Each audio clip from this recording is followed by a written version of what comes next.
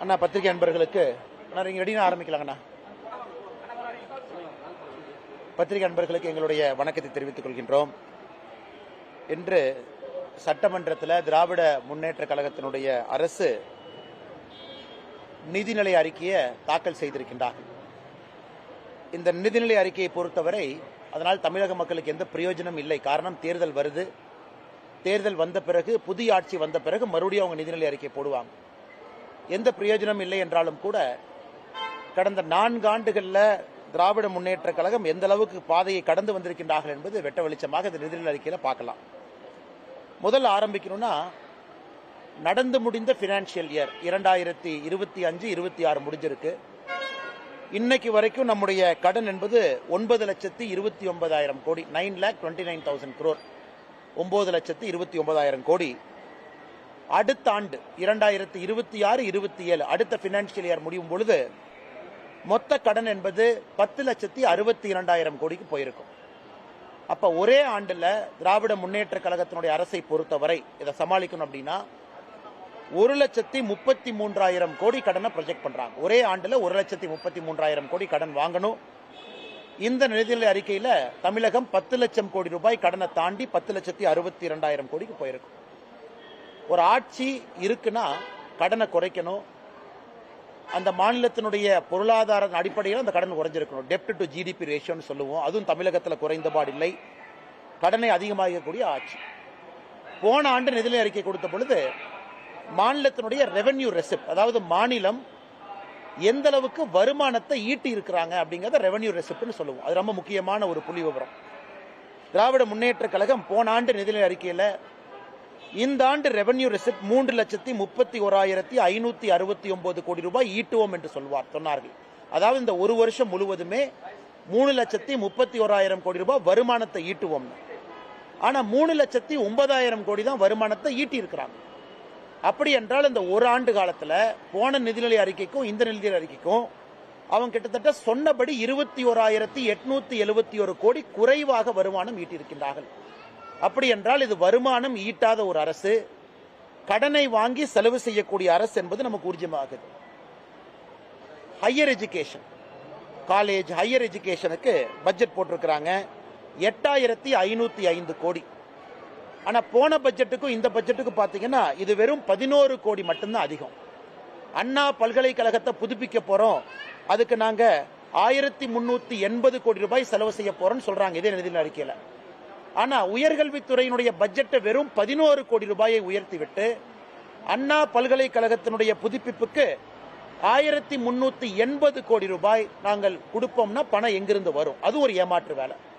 ரொம்ப ஆச்சரியம் என்னன்னா, திராவிட முன்னேற்ற கழகம் ஆட்சிக்கு வந்த பொழுது cross enrolment in higher education, அதாவது 12ஆம் வகுப்பை தாண்டி மேல படிக்கக்கூடியவங்க இந்தியாவில் தமிழகம் அதிகமாக 49 விழுக்காடு இருந்தது cross enrolment in higher education. இந்த நிதிநிலை அறிக்கை பார்க்கும் பொழுது அது 47 விழுக்காடுக்கு வந்திருக்கு. அப்படின்னா 2% இந்த திராவிட மாடல் ஆட்சியில 2% மேற்படிப்பு படிக்கக்கூடிய மாணவர்களுடைய படிப்பு என்பது 2 விழுக்காடு மொத்தமாக குறைந்திருக்கிறது. அது மட்டும் இல்லைங்க, இன்னைக்கு விபி ராம்ஜி இந்த 100 நாள் வேலைவாய்ப்பு திட்டம் என்பது 125 நாள் வேலைவாய்ப்பு திட்டமாக விபி ராம்ஜியாக மாறி இருக்கிறது. போன ஆண்டு 29,000 கோடி 29,465 கோடி ஒதுக்கிய திமுக அரசு இந்த ஆண்டு வெறும் 28,687 கோடி ஒதுக்கி இருக்கிறாங்க. எதற்காக இதை கேட்கிறேன் அப்படின்னாங்க, இன்னைக்கு திராவிட முன்னேற்ற கழகத்தை பொறுத்தவரை 150 நாள் கொண்டு வருவோம் என்று சொன்னார்கள். இன்னைக்கு அதை விட குறைவாக ஒதுக்கி இருக்கின்றார்கள். 40% விபி ராம்ஜியினுடைய பட்ஜெட்டை மாநில அரசு கொடுக்கணும். இதிலிருந்தே தெளிவாக தெரிகிறது தமிழ்நாட்டில் இவங்க இந்த 125 நாள் வேலை வாய்ப்பு என்பது வெறும் ஒப்புகை சப்பானியாக மட்டும்தான் பேசிக் கொண்டிருக்கின்றார்கள். அடுத்து கலைஞர் கைவினை திட்டம். கலைஞர் கைவினை திட்டம் உங்களுக்கு தெரியும். மத்திய அரசு நாம் ஒரு திட்டத்தை கொண்டு வந்தோம், கைவினை கலைஞர்களுக்கு நம்ம லோன் கொடுக்கறோம்னு. அந்த கலைஞர் கைவினை திட்டத்தில் வெறும் 23,879 பேர் தான் அப்ளிகேஷனை கொடுத்திருக்கிறாங்க. ஆனா மத்திய அரசு இந்த திட்டத்தை கொண்டு வந்த பொழுது மு.க. ஸ்டாலின் அவங்க அதை நிறுத்தி வச்சாங்க. அப்பவே பல லட்சம் மக்கள் இந்த திட்டத்திற்கு அப்ளிகேஷன் கொடுத்திருந்தாங்க. மத்திய அரசினுடைய போர்ட்டல்ல பல லட்சம் பேர் ரெஜிஸ்டர் பண்ணாங்க. எனக்கு தெரிஞ்சு தோராயமாக 8 லட்சத்துக்கும் சராசரியாக அந்த ரெஜிஸ்ட்ரேஷன் இருந்துச்சு தோராயமாக.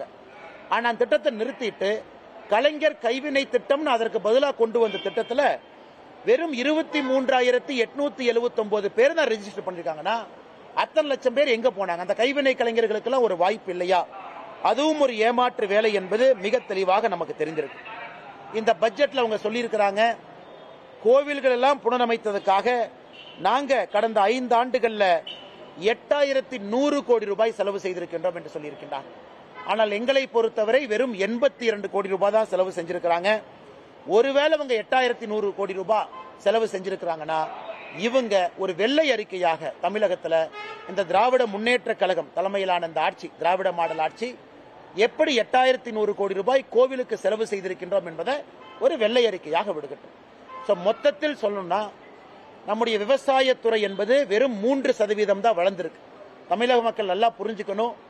குஜராத்தில் மோடி அவர்கள் ஆட்சியில் இருந்த பொழுது 10 ஆண்டு காலம் வருடத்திற்கு 10 விழுக்காடு விவசாயம் வளர்ந்துச்சு. வெறும் 3 விழுக்காடு மட்டும்தான் விவசாயத்தை வளர்த்தி இருக்கிறாங்க.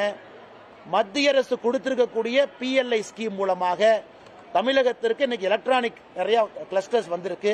அதுவும் மத்திய அரசுடைய ப்ரொடக்ஷன் லிங்க்ட் இன்சென்டிவ் ஸ்கீம் மூலமாக மட்டும்தான். அதை TRB ராஜா அவங்களே ஒத்துக்கிறாங்க. இன்னொரு பக்கம் ECMS scheme, electronic component manufacturing scheme, அதுவும் மத்திய அரசுடைய திட்டம். அது மூலமா தான் எலக்ட்ரானிக் காம்பனன்ட் கம்பெனி தமிழ்நாட்டுக்குள்ள வருது.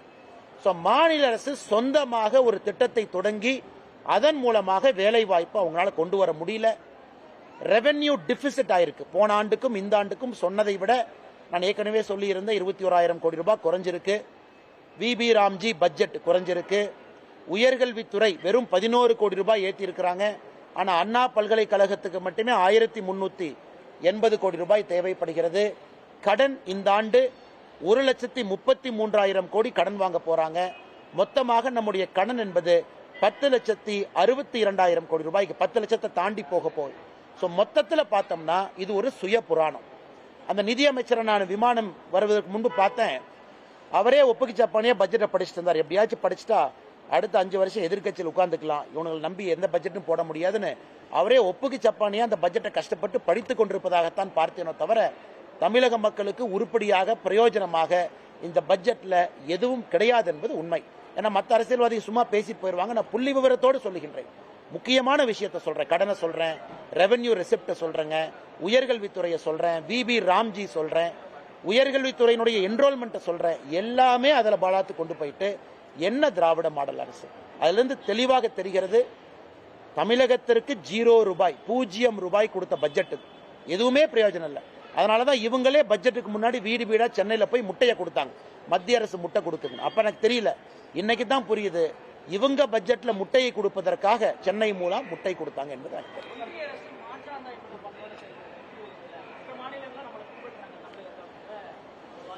ஆனா அவங்க எந்த அளவுக்கு போயிட்டாங்கன்னா, இந்த வருஷம் ஒன்றிய அரசு அப்படின்னு இவங்க சொல்லக்கூடிய நம்முடைய மத்திய அரசு அவங்க பட்ஜெட்ல நாம லேடிஸ் ஹாஸ்டல் ஸ்டெம் இன்ஸ்டிடியூஷன்ல மாவட்டத்துக்கு ஒண்ணுனா உடனே முதலமைச்சர் ஒரு புருடா விட்டாரு, தமிழ்நாட்டை பார்த்து காப்பிடிச்சிட்டாங்க பாருங்க, நாம தான் தோழி விடுதி பண்ணோம். ஆனா எத்தனை பேருக்கு தெரியும் மத்திய அரசினுடைய சஹி நிவாஸ் அப்படிங்கறதுதான் தமிழகத்துல தோழி விடுதின்னு ஒரு ஸ்டிக்கர் ஒட்டி மத்திய அரசு கொடுக்கக்கூடிய பணத்தை அந்த தோழி விடுதிக்கு பயன்படுத்துறாங்க. இந்த பட்ஜெட்லயும் தோழி விடுதியை பத்தி பேசியிருக்காங்க. ஆனா தப்பு இல்ல, கொண்டு வாங்க. ஆனா மத்திய அரசு அக்னாலேஜ் பண்ணுங்க, இது மத்திய அரசு திட்டம்னு சொல்லுங்க. நீங்க சொல்றீங்க கலைஞர் கனவு திட்டம், கனவு இல்லம் திட்டம்ங்கிறீங்க. அது மத்திய அரசுடைய திட்டம் இல்லையா? மத்திய அரசு அதுக்கு பணம் கொடுக்கலையா? ஆனால் வெறும் பொய்யை பேசி பேசி நீங்க சொல்லாட்டி கூட பரவாயில்ல. இந்த முறை மத்திய அரசுடைய பட்ஜெட்ல இந்த லேடிஸ் ஹாஸ்டல்ல இந்தியா முழுவதும் கொண்டு வரும்போது ஒரு திமுக அமைச்சர் சொன்னாரு, பாருங்க நம்ம தோழி விடுதியை எல்லா பக்கம் கொண்டு போறாங்க. இதுதான் திராவிட மாடல் ஆட்சியினுடைய சாதனை. மத்திய அரசுடைய சஹி நிவாஸ் திட்டத்தை எடுத்து தோழி விடுதியின் பேரை மாத்தி அதை மறுபடியும் மத்திய அரசின் மீது பழிய போடுறாங்க. அதனால் மொத்தமாக சொல்ல வேண்டும் என்றால் மத்திய அரசு நிறைய கொடுக்கறாங்க. நீங்க போய் கையெழுத்து போட்டு PM ஸ்ரீ ஸ்கூல் வருவதற்காக கையெழுத்து போட்டு கேரளா கையெழுத்து போட்டு வாங்கியிருக்கின்றார்கள். ஒரு மாநிலமும் போடும் பொழுது சொன்னதை மாத்தி பேசி திரும்ப வந்து இன்னைக்கும் தர்மேந்திர பிரதான் அவர்கள் சொல்வது என்ன? MOU சைன் பண்ணுங்க, பணத்தை வாங்கிக்கங்க. மத்திய அரசை பொறுத்தவரை எங்கேயும் மாற்றாந்தாய் மனப்பான்மையோடு அணுகவில்லை. மாநில அரசு தான் வேண்டுமென்றே மத்திய அரசின் மீது ஓர வஞ்சனையோடு தமிழகத்திற்கு எதுவும் வரக்கூடாது. இன்னைக்கு நான் சொல்றேங்க, இதே பட்ஜெட்ல தங்கம் தென்னரசு அவங்க சொல்றாங்க மதுரைக்கு கோயம்புத்தூருக்கு மெட்ரோ ரயில் இல்லை அப்படி, மத்திய அரசுனால மெட்ரோ ரயில் இல்லை அப்படி. நான் கேட்கிறேன், மத்திய அரசு டீடைல்டு ப்ராஜெக்ட் ரிப்போர்ட்டை மாத்தி கொடுங்கன்னு கேட்ட பிறகு 5 மாசம் ஆச்சு, 4.5 மாசம் ஆச்சு. நீங்க டீடைல்டு ப்ராஜெக்ட் ரிப்போர்ட்டை சப்மிட் பண்ணீங்களா? சப்மிட் பண்ணது என்ன தேதி அப்படிங்கறது தமிழக மக்களுக்கு சொல்லுங்க. அதை சொல்லாம சட்டப்பேரவையில் கோயம்புத்தூருக்கும் மதுரைக்கும் மெட்ரோ ரயில் வராத காரணம் மத்திய அரசு இன்னைக்கும் இந்த பட்ஜெட்ல அண்ணன் தங்கம் தென்னரசு அவர்கள் ஒரு பைய சொல்றாங்க. இதை எப்படி ஏத்துக்க முடியுங்கண்ணா?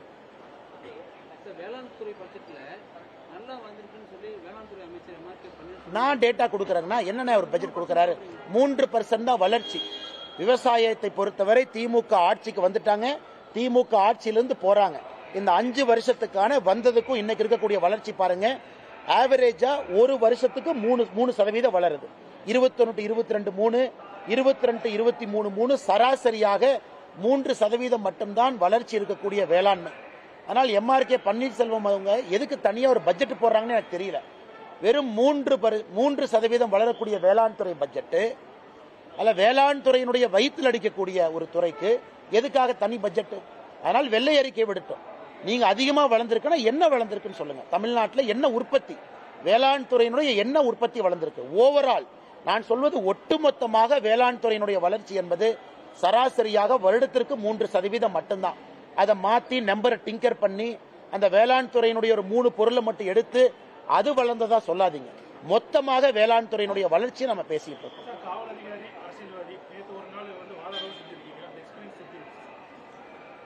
ஆனா நேற்று ஒரு நல்ல ஒரு அனுபவங்கன்னா, அதாவது நம்முடைய வழக்க நாம ஒரு நீதிமன்றத்தில் வழக்காடும் பொழுதுதான் அது எவ்வளவு கஷ்டமான ஒரு வேலை, எவ்வளவு ப்ரிப்பரேஷன் பண்ணணும், எந்த அளவுக்கு நம்முடைய வழக்கறிஞர் பெருமக்கள் அந்த கருப்பு உடையை அணிந்து ஒரே நாள்ல அவங்க 5 கேஸ் 6 கேஸ் எல்லாம் பண்றாங்க, நம்ம ஒரு கேஸ் தான் பண்றோம்.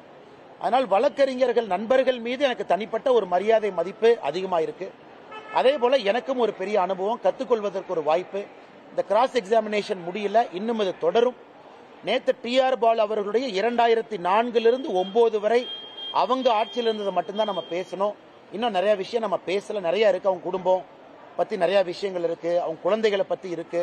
ஏன்னா மொத்தமாக நாம் டிஆர் பாலு மற்றும் அவர்கள் குடும்பத்தினரை பத்தி டிஎம்கே ஃபைல்ஸ்ல பேசியிருக்கோம். அதை அனைத்தையும் வருகின்ற காலத்தில் பேசுவதற்கு ஒரு வாய்ப்பு கிடைக்கும்.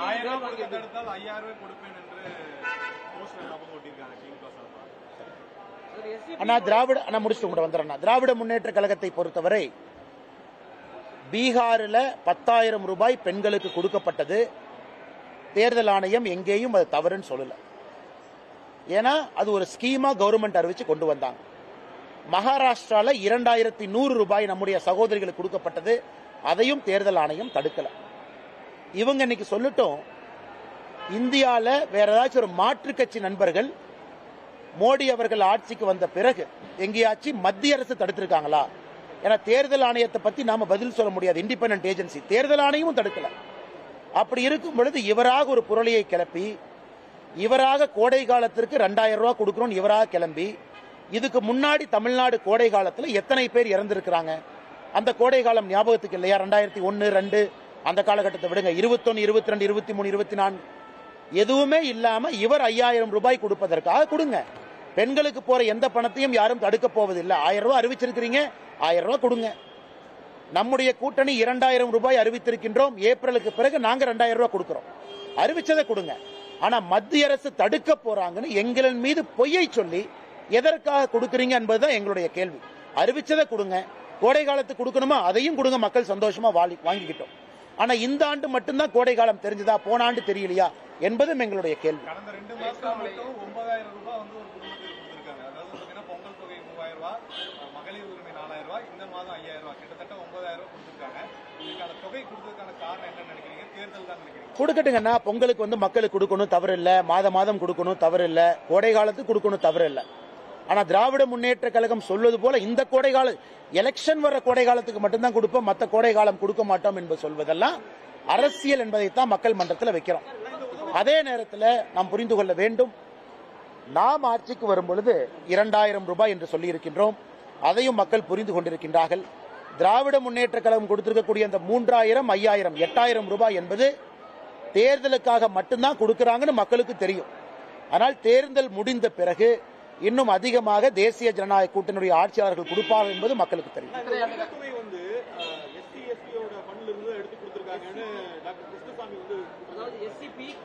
ஆனா தமிழகத்தில் உரிமை தொகை வாங்கக்கூடிய நம்முடைய சகோதரிகள் தாய்மார்கள் 32 விழுக்காடு பட்டியல் சமுதாயத்தை சார்ந்த நம்முடைய அன்பு சகோதரிகள் தாய்மார்கள் 32%.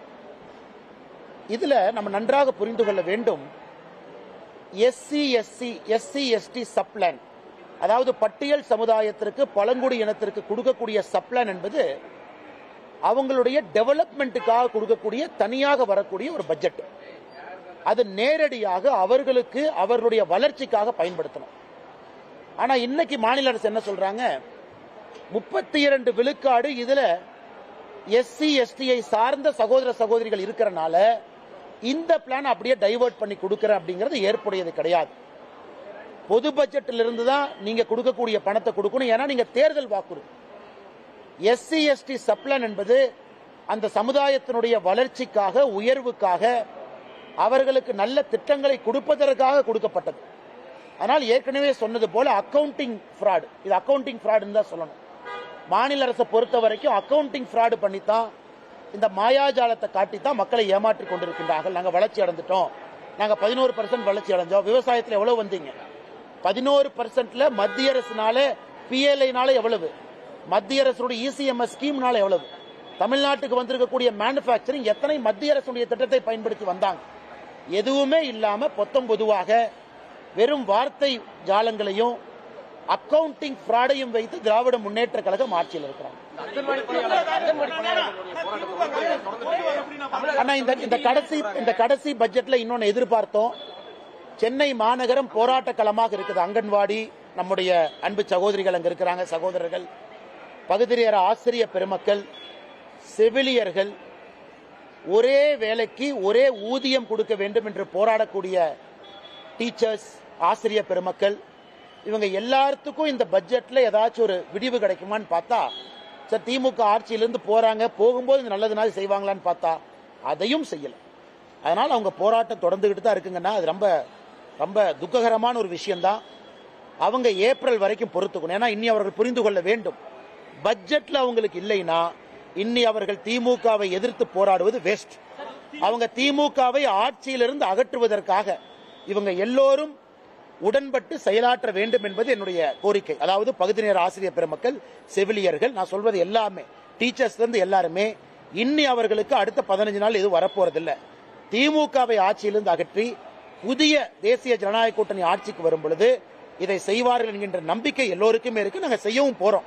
அதனால் அவர்கள் திமுகவை ஆட்சியிலிருந்து அகற்றுவதற்காக அடுத்த 1 மாத காலம் வேலை செய்ய வேண்டுமோ தவிர, சுட்டரிக்கின்ற வெயில்ல சென்னையில் வந்து உட்கார்ந்து போராடுவது அவர்களுக்கு எந்த லாபமும் கொடுக்க போவதில்லை.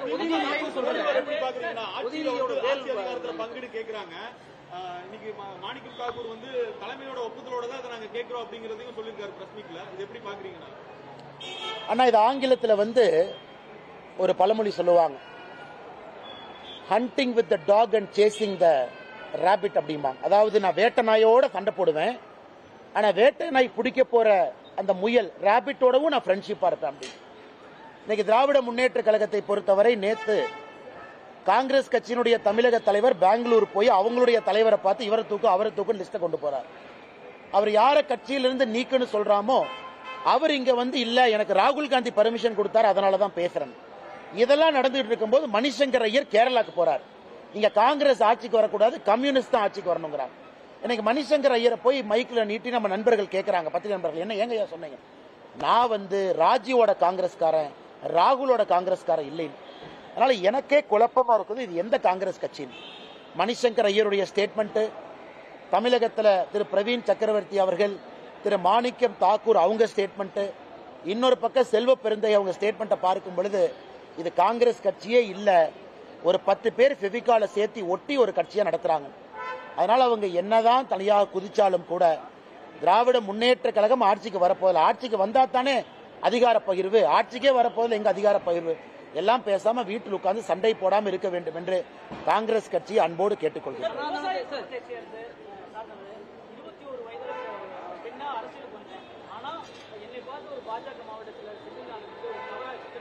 பேசியிருக்கிறாரு அப்படின்னு சொல்லி உங்க மண்ணை சார்ந்த பாராளுமன்ற உறுப்பினர் வருத்தப்பட்டிருக்காங்க. எப்படி பாக்குறீங்க? அக்கா ஜோதிமணி அவர்கள் மீது 1008 கருத்து வேறுபாடுகள் இருந்தாலும் பாராளுமன்றத்தில் சமீபத்தில் அவருடைய நடவடிக்கை வெல் ஆஃப் த ஹவுஸ்ல அவர்கள் நடந்து கொண்ட விதம் ஏற்புடையதாக இல்லை என்றாலும் கூட ஒரு தனி மனித விமர்சனத்தை யாராக இருந்தாலும் கூட வைப்பது ஏற்புடையது அல்ல.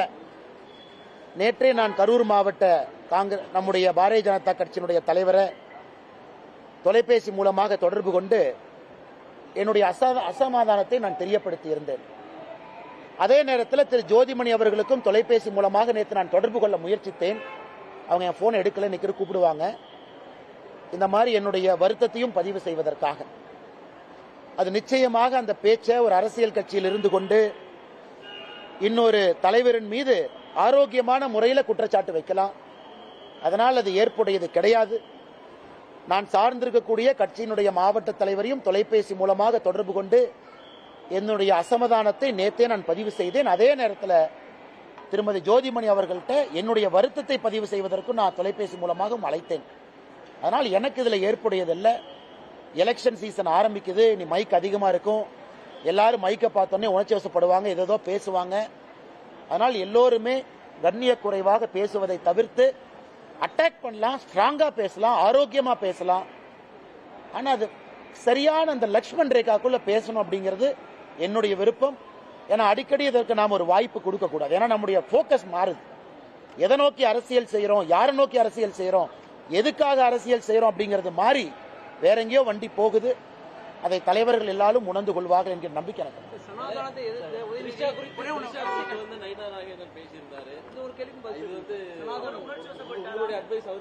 ஆனா இல்லைங்கன்னா நேற்று முன்தினம் எங்களுடைய மாநில தலைவர் நயினார் நாகேந்திரன் அவர்கள் கோயம்புத்தூர் வீட்டுக்கு வந்திருந்தாங்க. ரொம்ப நேரம் பேசிக்கிட்டு இருந்தாங்க.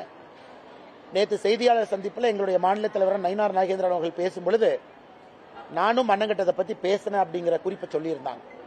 நேற்று அவர் வருத்தம் தெரிவித்த பிறகு இந்த பிரச்சனை முடிஞ்சு போச்சு. இது ஃபுல் ஸ்டாப் வச்சிடலாம். ஒரு வருத்தம் தெரிவிச்சுட்டாங்க, பிரச்சனை இதோடு முடிந்தது. கரூரை பத்தி நீங்க கேட்டீங்க, அதற்கும் நான் என்னுடைய கருத்தை சொன்னேன். அதற்கும் முற்றுப்புள்ளி வச்சிடலாங்கன்னா யாருமே பேசக்கூடாது.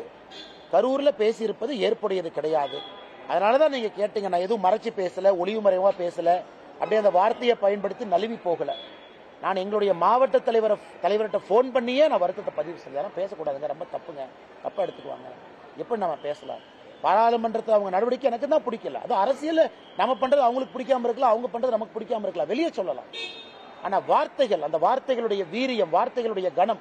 ஏன்னா அந்த காலத்து மாதிரி நம்ம பேசுவோம். பத்திரிகை நண்பர்கள் நீங்க அடுத்த நாள் காலையில பேப்பர்ல வரும், வேற இப்ப சமூக வலைதளத்தில் போகுது, உடனே போகுது, எல்லாரும் பாக்குறாங்க, அத்தனை பேர் பாக்குறாங்க, ரீச் அதிகம். அதான் என்னுடைய கருத்து. அரசியல் முதிர்ச்சி அடைந்து விட்டீங்களா? பொறுத்திருந்து பாருங்க.